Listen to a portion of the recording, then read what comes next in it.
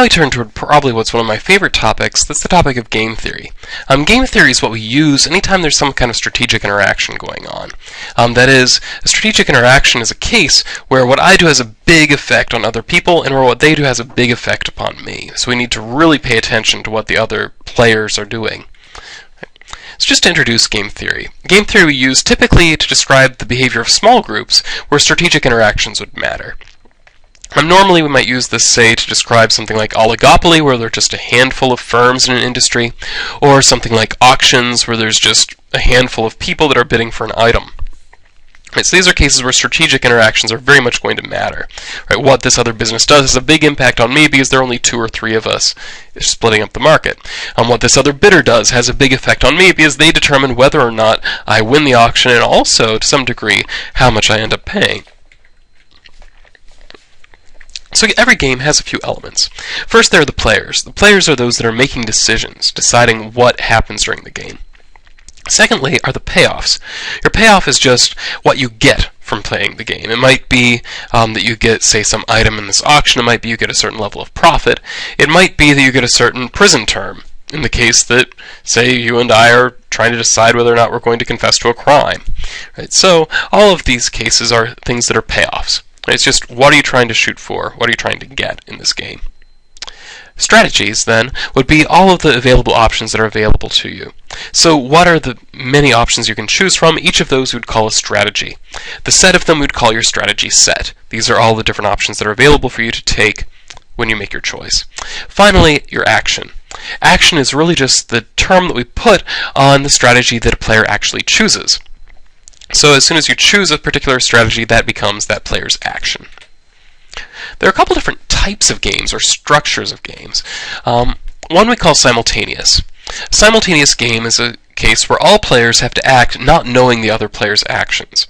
So this is a case where, in effect, each of us is playing in the dark. We don't actually know what the other people are doing. This might actually be the case. I think probably the best example I can think of at the moment would be something like American football, where both the defense and the offense have to choose their play, not knowing what the other has chosen. And this would also be the case if you play board games in a game like Diplomacy. In Diplomacy, it's a board game where you're fighting in Europe. In Diplomacy, each of you has to choose how you're going to move without knowing how the other players are trying to move. So you reveal your moves all at once and see how they work out. It's a simultaneous game.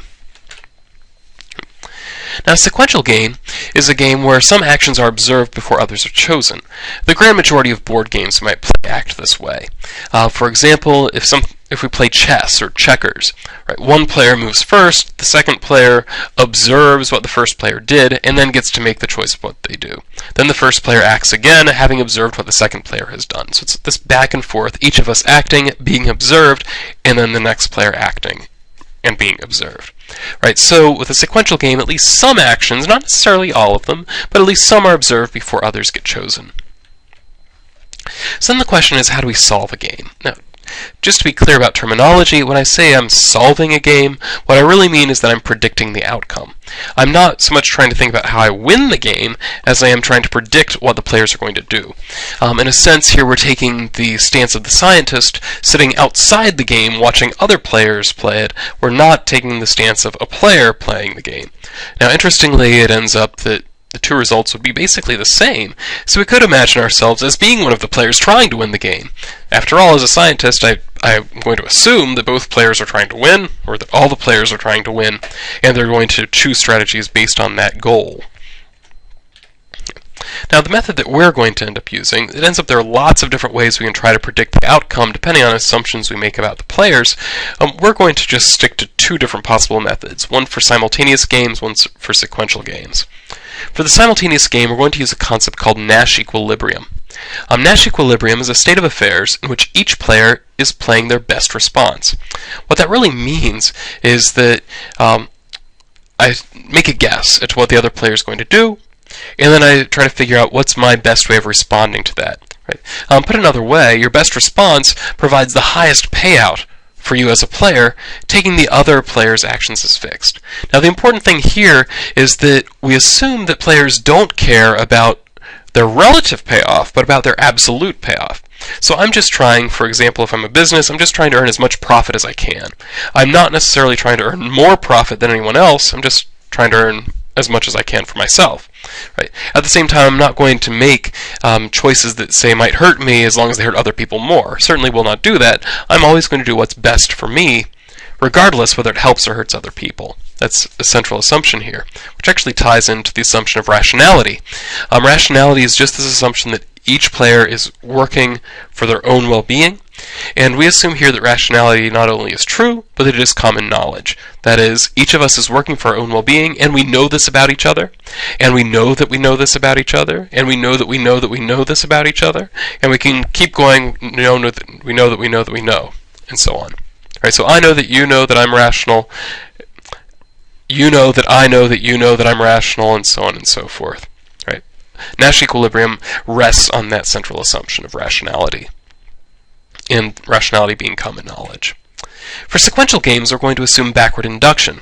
With backward induction, we start at the last decision in a game, and then we reason backward toward the beginning of the game.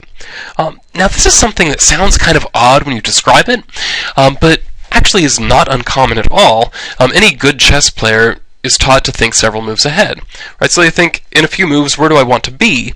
And then the question is, how do I get there? Or actually, anybody who plays tic-tac-toe is very familiar with this strategy of backward induction. I think about, well, I want to make sure that they don't get 3 in a row. What are the different ways in which they might get 3 in a row, and how can I stop them? Right? So I look at what is the possible end of the game, and then I work backward to figure out what I should do right now. Similarly, I want to get 3 in a row myself. So what can I do to make it more likely that I'm going to get 3 in a row myself? Right? Once again, I'm imagining at the end of the game, I want to have 3 in a row, working backward. Given that, what should I do right now to make it more likely that it will happen? Its backward induction is not in any way as foreign as it might sound. In the next video, we're going to go and apply Nash Equilibrium in a few cases so we can get an idea of what this is going to look like in various games.